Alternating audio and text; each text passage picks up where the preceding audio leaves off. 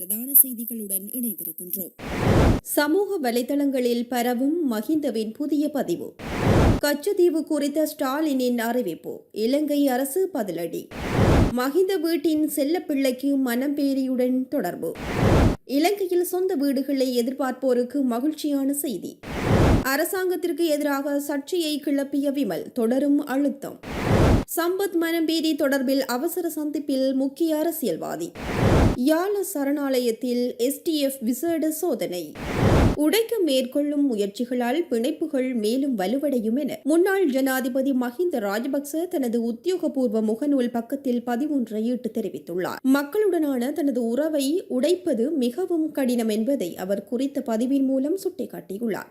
அவரது பதிவில், எனது வாழ்நாளின் பெரும்பகுதியை மக்களுடன் கழித்ததால் மக்களுடைய அன்பை பற்றி நான் நன்கு அறிவேன் என்றும் நம்பிக்கை மற்றும் மரியாதையை அடிப்படையாக கொண்ட மக்களின் அன்பானது லாப நோக்கங்களிலிருந்து விடுபட்டது. ஆகவே அதன் மதிப்பு எப்போதும் இல்லாத அளவுக்கு அதிகமாகும் எனவும் குறிப்பிட்டுள்ளார். இது வெறுமனே அரசியல் ரீதியான உறவு மட்டுமல்ல, இதயபூர்வமான பிணைப்பு என்பதால் இதனை உடைப்பது மிக கடினம். உடைக்க மேற்கொள்ளும் முயற்சிகளால் பிணைப்புகள் மேலும் மேலும் வலுவடையும். மக்களுடன் செலவழித்த இந்த நேரம் முழுவதும் ஒரு மக்கள் தலைவராக பெறக்கூடிய மிகப்பெரிய மகிழ்ச்சியை நான் அனுபவித்திருக்கின்றேன். அனைவருக்கும் எனது மரியாதைக்குரிய நன்றியை தெரிவித்துக் கொள்கிறேன் என பதிவிட்டுள்ளார். முன்னாள் ஜனாதிபதிக்கான வரப்பிரசாதங்களை நீக்கும் சட்டம் அண்மையில் நாடாளுமன்றத்தில் நிறைவேற்றப்பட்டது. இதனையடுத்து முன்னாள் ஜனாதிபதி மஹிந்த ராஜபக்ஷ கொழும்பு விஜயராம மாவட்டத்தில் அமைந்துள்ள தனது உத்தியோகபூர்வ இல்லத்திலிருந்து தனது சொந்த ஊரான தங்காலையில் உள்ள கார்டன் இல்லத்திற்கு சென்றார். இந்நிலையில் அரசியல் தலைவர்கள் உட்பட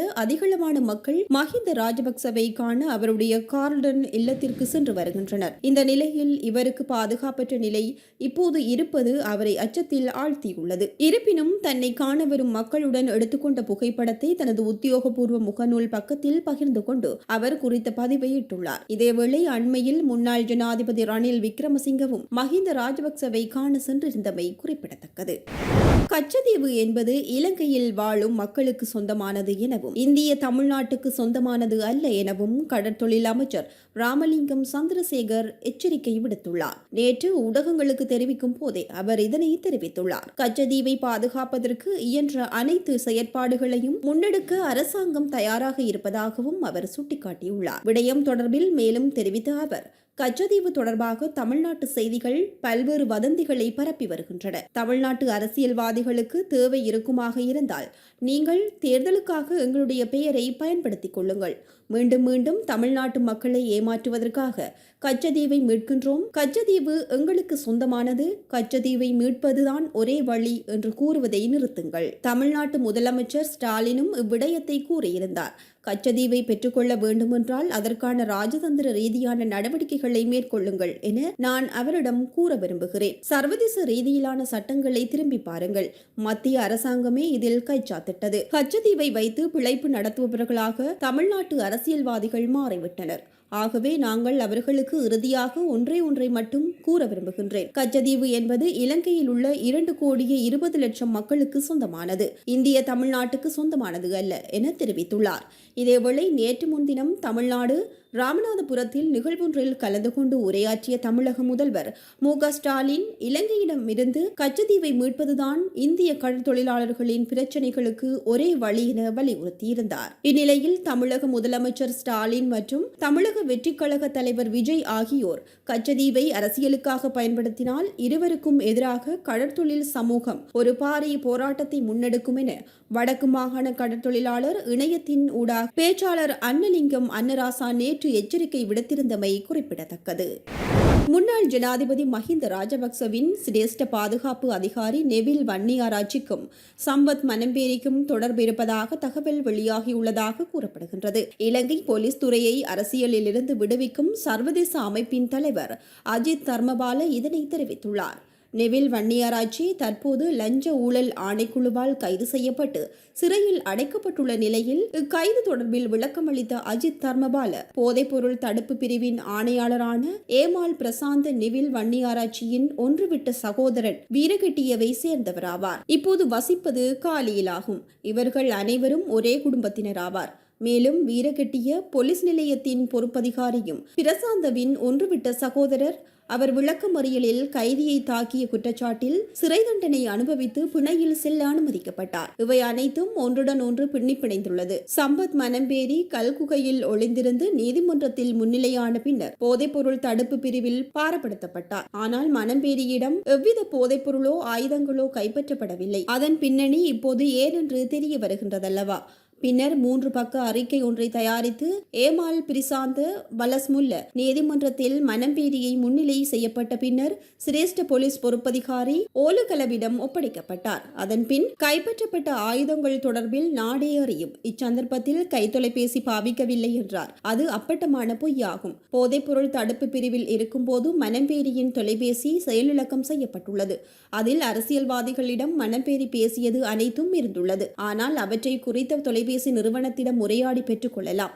ஆனால் விசாரணைகள் தாமதிக்கப்படலாம். அதை அவர்களின் தேவையாக இருந்திருக்கும். நாமல் ராஜபக்சவின் ஆட்கள் இவ்வளவு கம்பீரமாக பேசுவது அதனால் தான் ஆகும். அச்சம்பவத்தின் குற்றவாளியை கண்டுபிடிக்க முடியாதவருக்கு போதைப்பொருள் தடுப்பு பிரிவின் ஆணையாளர் பதவி கடந்த அரசாங்கத்தால் வழங்கப்பட்டுள்ளது. இவை எவ்வாறு நடந்துள்ளன?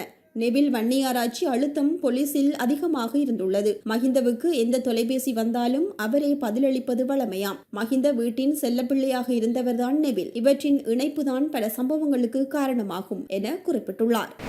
காலி அம்பலாங்குடை பகுதியில் சமய நிகழ்வொன்றில் காவடி நடனமாடிக்கொண்டிருந்த இளைஞர் ஒருவர் திடீரென நோய்வாய்ப்பட்டு உயிரிழந்துள்ளதாக அம்பலாங்குடை போலீசார் தெரிவித்துள்ளனர். எட்கந்துர தனபத்தேகம பகுதியைச் சேர்ந்த 20 வயதுடைய மகிஷ என்பவரே இவ்வாறு உயிரிழந்துள்ளார். நடனமாடிக்கொண்டிருந்த இளைஞர் திடீரென நோய்வாய்ப்பட்ட நிலையில் பலப்பிட்டிய வைத்தியசாலைக்கு கொண்டு செல்லப்பட்ட பின்னர் உயிரிழந்துள்ளார். இவ்வாறு உயிரிழந்த இளைஞருக்கு வேறு எந்த தொற்று நோயும் இல்லை என்றும் இளைஞனின் மரணம் நினைத்து பார்க்க முடியாதது என்றும் குடும்பத்தினர் கவலை தெரிவித்துள்ளதோடு அம்பலாங்குடை போலீசார் மேலதிக விசாரணைகளை மேற்கொண்டு வருகின்றனர். நாட்டில் 9 லட்சம் குடும்பங்கள் வசிப்பதற்கு சொந்த வீடுகளை எதிர்பார்த்து காத்திருப்பதாக தேசிய வீடமைப்பு மேம்பாட்டு அதிகார சபை தெரிவித்துள்ளது. தேசிய வீடமைப்பு தினத்தை முன்னிட்டு சொந்த வீடுகளை எதிர்பார்த்து காத்திருக்கும் சுமார் 1300 குடும்பங்களுக்கு வீடுகள் வழங்கப்படும் என்று அதிகார சபையின் தலைவர் தெரிவித்துள்ளமை குறிப்பிடத்தக்கது. அனைத்து மாவட்டங்களையும் உள்ளடக்கிய 1000க்கும் மேற்பட்ட வீடுகள் ஒரே நாளில் பொதுமக்களிடம் ஒப்படைக்கப்படுவது இதுவே முதல் முறை என்றும் குறிப்பிட்டுள்ளார். மேலும் இந்த ஆண்டு தேசிய வீடமைப்பு மேம்பாட்டு அதிகார சபையின் உதவி திட்டத்தின் கீழ் 3000க்கும் மேற்பட்ட வீடுகள் கட்டி முடிக்கப்பட உள்ளன. மேலும் கடன் திட்டத்தின் கீழ் கிட்டத்தட்ட 2500 வீடுகள் கட்டி முடிக்கப்பட உள்ளதாகவும் குறிப்பிட்டுள்ளார். தேசிய சுதந்திர முன்னணியின் தலைவர் விமல் வீரவன்சவிற்கு போலீசார் அழைப்பாணை விடுத்துள்ளனர். நாளை காலை 10 மணிக்கு தங்காலை போலீஸ் நிலையத்தில் முன்னிலையாகுமாறு அவருக்கு அழைப்பாணை விடுக்கப்பட்டுள்ளது. பெலியத்தே சனா எனப்படும் நபர் தொடர்பில் ஊடகங்களுக்கு வழங்கிய அறிக்கை தொடர்பிலான உண்மைகளை விசாரிக்க இந்த அழைப்பாணை விடுக்கப்பட்டுள்ளதாக தெரிவிக்கப்படுகின்றது. ஜனாதிபதி அனுர அண்மையில் தென் மாகாணத்திற்கு விஜயம் செய்திருந்த போது புவக்தண்டாவே சனா என்ற நபரின் வீட்டிற்கு சென்றதாகவும் அங்கு உணவு உட்கொண்டதாகவும் விமல் வீரவன்ச தகவல் வெளியிட்டிருந்தார். பாரிய போதைப்பொருள் கடத்தல் விவகாரம் தொடர்பில் குறித்த சனா என்ற நபர் கைது செய்யப்பட்டுள்ள நிலையில் விமல் வீரவன்சவின் குற்றச்சாட்டு அடிப்படையற்றது என பிரதி அமைச்சர் ருவான் செனரத் தெரிவித்திருந்தார். இந்நிலையில் மக்களை திசை திருப்பும் வகையிலும் போலியான தகவல்களை வெளியிட்டமைக்காக விமல் வீரவன்சவிற்கு எதிராக சட்ட நடவடிக்கை எடுக்கப்பட்டுள்ளமை குறிப்பிடத்தக்கது. சம்பத் மனம்பேரி தனது ஒருங்கிணைப்பு செயலாளர் அல்ல என்று முன்னாள் அமைச்சர் ஜோன்ஸ்டன் பெர்னாண்டோ கூறியுள்ளார். மனம்பேரி என்ற நபர் தனது ஒருங்கிணைப்பு செயலாளர்களில் ஒருவர் என்று பொய்யான தகவல் வெளியாகி வருவதாகவும் இதுபோன்ற தவறான அறிக்கைகள் மற்றும் அவதூறுகளை வெளியிடும் குழுவிற்கு எதிராக அதிகபட்ச சட்ட நடவடிக்கை எடுக்க தயாராக இருப்பதாகவும் தெரிவித்துள்ளார். ஸ்ரீலங்கா பொதுஜன பெரமுனவின் தேசிய அமைப்பாளர் நாமல் ராஜபக்ச தலைமையில் குருநாகலில் இடம்பெற்ற நிகழ்வில் கட்சி உறுப்பினர்களிடம் உரையாற்றும் போதே அவர் இவ்வாறு குறிப்பிட்டுள்ளார். மனம்பேரி என்ற நபர் எனது ஒருங்கிணைப்பு செயலாளர்களில் ஒருவர் என்று கூறுகிறார்கள். நினைவில் கொள்ளுங்கள், நான் அந்த மாவட்டத்தில் இருந்து மட்டுமே ஒருங்கிணைப்பு செயலாளர்களை நியமித்தேன். எங்களுக்கு இன்னும் சட்டத்தின் மீது வலுவான நம்பிக்கை உள்ளது. எனவே சட்டத்தின் கீழ் எல்லா நேரங்களிலும் எங்களால் முடிந்தவரை செயல்படுவோம் என்று கூறியுள்ளார். ஐஸ் போதைப்பொருள் தயாரிப்பில் பயன்படுத்தப்பட்டதாக கூறப்படும் மூலப்பொருட்களை உள்ளடக்கிய 2 கொள்கலன்களை மறைத்து வைத்திருந்த குற்றச்சாட்டில் முன்னாள் உள்ளூராட்சி மன்ற உறுப்பினர் சம்பத் மனம்பேரி விளக்கமறியலில் வைக்கப்பட்டுள்ளார். மேலும் பாதாள உலக குழு தலைவர் கெஹல் பத்தர பத்மேவுக்கு சொந்தமானது என குறித்த கொள்கலன்கள் அடையாளம் காணப்பட்டு விசாரணைகள் முன்னெடுக்கப்பட்டிருந்த பின்னணியில் அவர் கைது செய்யப்பட்டமை குறிப்பிடத்தக்கது. வெகரலகல பாவியிலிருந்து அண்மையில் மெகசின் உள்ளிட்ட ஆயுதங்கள் மீட்கப்பட்டதை அடுத்து முன்னெடுக்கப்படும் விசாரணைகளுக்கு அமைவாக குறித்த விசேட சோதனைகள் முன்னெடுக்கப்படுகின்றன. வெகரகல பாவியிலிருந்து 215 T56 ரக வெற்று மெகசின்கள், 38 LMG ட்ரம் வெற்று மெகசின்கள், 6 T81 மெகசின்கள் உள்ளிட்ட ஆயுதங்கள் கண்டுபிடிக்கப்பட்டதோடு குறித்த ஆயுதங்கள் எதிர்வரும் செவ்வாய்க்கிழமை வெள்ளவாய நீதவான் நீதிமன்றத்தில் சமர்ப்பிக்கப்பட உள்ளதாக போலீசார் கூறியுள்ளமை குறிப்பிடத்தக்கது.